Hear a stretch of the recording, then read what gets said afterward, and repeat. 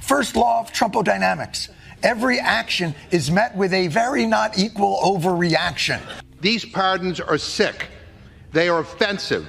They are un-American. This is one of the most egregious, despicable acts in American history. You know, I should have taken that class.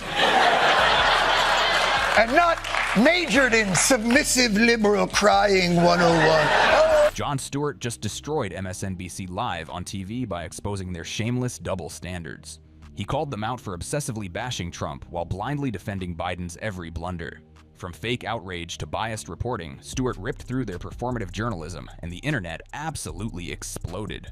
If there's one critique of the media from the right that I do agree with, is the moralizing nature. Like, there is no condescension and moralizing on Fox. It's people on a couch asking questions.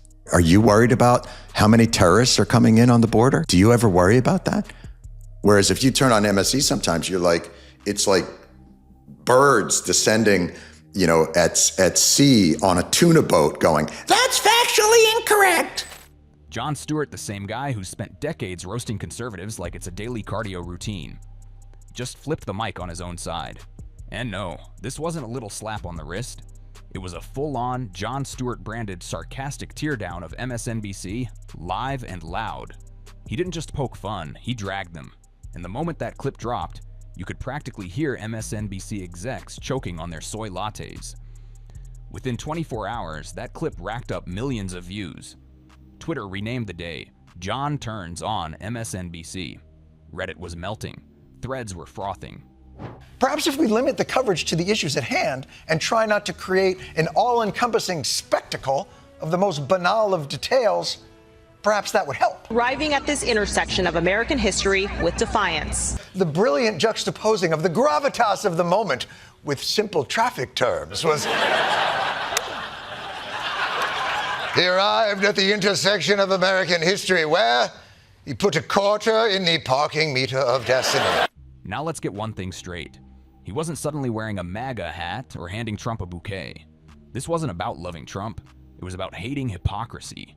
Stewart called out the performative, holier-than-thou outrage machine that MSNBC has become. The tone, the delivery, the way they act, like they're not just giving you news, but preaching moral doctrine. Stewart said nope. He described it like being attacked by seagulls at a tuna boat, but instead of fish guts, they're dropping factually incorrect every 5 seconds.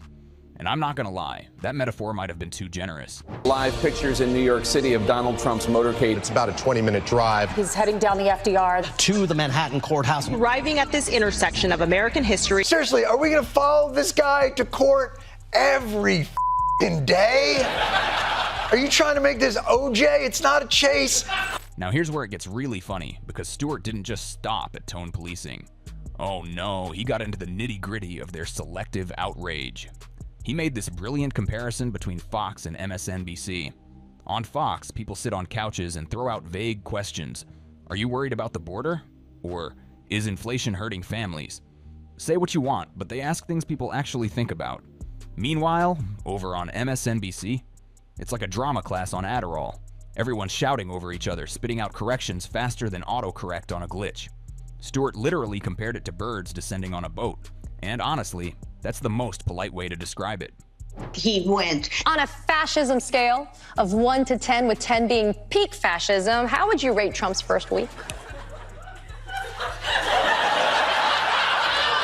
You know, I would say it's not fascism. Do I not understand what fascism is? And also, if I may, and this may be petty, why are we asking someone who, at the end of January, still has his Christmas tree up? But wait, it gets better. Stewart took a flamethrower to one of the left's favorite hysterias, the plastic straw war. Yes, that one. Trump said he wanted to bring back plastic straws. The left went nuclear. MSNBC basically made it sound like he was personally trying to choke every turtle in the Pacific. But Stewart, he flipped it. He said Trump was right. Yep, right. Because those paper straws, they disintegrate in your mouth like sad tissue paper. And it's true. Who decided we all had to chew on wet cardboard just to feel like activists? DeepSeek sounds like what you might use it for. China's even beating us at naming shit. By the way, I do know this is bad news financially, But is anyone else somewhat excited that AI had its job replaced by AI? Then came the punchline.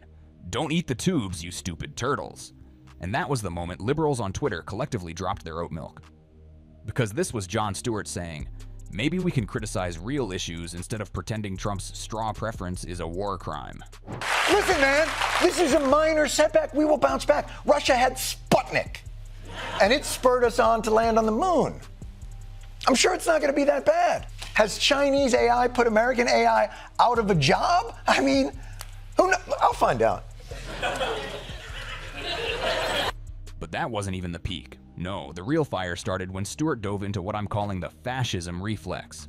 You know that thing MSNBC does where everything Trump does is fascist?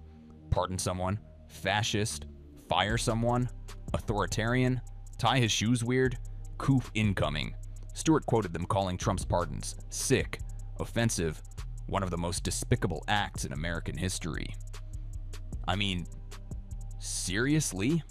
That's what we're calling authoritarianism now? A scale of Mussolini to the Holocaust. I would say it's not fascism. Do I not understand what fascism is? And also, if I may, and this may be petty, why are we asking someone who, at the end of January, still has his Christmas tree up? Why are we asking him anything? And Stewart, he didn't flinch, not one bit. He laughed at the backlash, literally laughed. He even joked about Twitter being so sensitive they'd probably cancel Labradoodles next. And let's be honest, he's not wrong. Twitter outrage is less about facts and more about who can scream the loudest with the most hashtags. But Stewart, unlike most of his colleagues, still remembers that comedy isn't supposed to be a loyalty oath. It's supposed to hold a mirror up to power, all power. Not just Republican power, but try telling that to the outrage factory. Is it an abuse of pardon power? I don't know. But that is his constitutional power. Again, for some reason, we have given presidents the power of a king. And then we say, oh, by the way, like with that power, you're not going to get all like kingly and shit on us, right? MSNBC just can't help itself. Every time Donald Trump sneezes, they rush to frame it as the beginning of the Fourth Reich. Jon Stewart saw it, called it out, and did what no one else on that side of the aisle seems willing to do. He actually asked, wait, is this really fascism? And you know what? He wasn't defending Trump. He was just pointing out the obvious. The media's obsession with screaming dictator at everything Trump does is getting ridiculous and exhausting. We are facing a deluge of these executive actions, and certainly we must be prepared for those most vulnerable to the consequences of these actions. But this is all fascist argument has become almost a reflex for the left. Now don't get it twisted. Stewart didn't get soft. He made it clear. Some of Trump's actions are, yeah, pretty questionable. But what Stewart absolutely obliterated was the overreaction, the dramatics, the breathless headlines, the Friday Night Massacre graphics, the anchors screaming, "The purge has begun," because Trump fired some inspectors general. Stewart hit pause on the hysteria and calmly pointed to the law, Title 5, Section 403. Yes, the president can fire inspectors general. It's literally in the federal code. Sorry, MSNBC, that's not a constitutional crisis.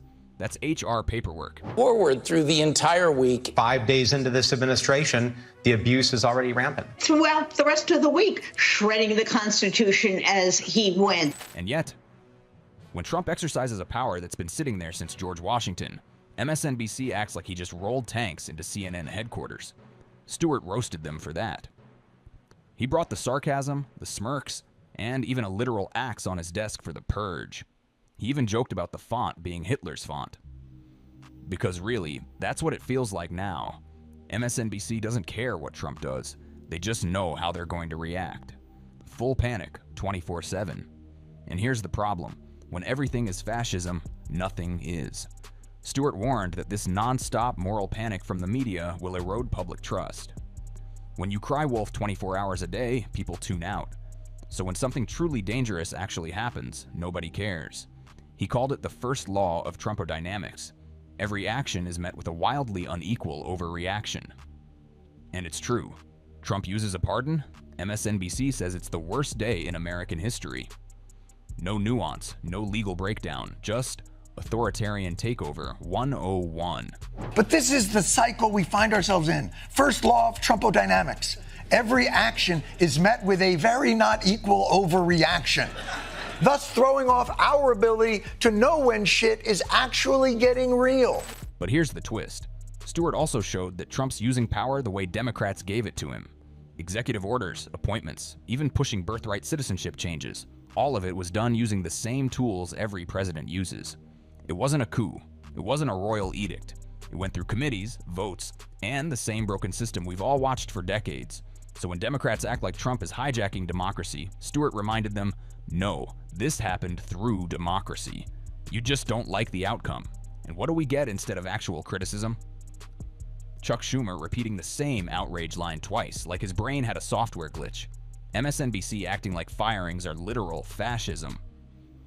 Over-the-top language, dramatic sound bites, and zero substance. Stewart called it out. The left has become so addicted to shouting, "He's the next Hitler," that they forgot to offer actual solutions. If you're tired of media spin and ready for more unfiltered truth, hit that subscribe button, drop a like, and let's keep calling out the chaos together.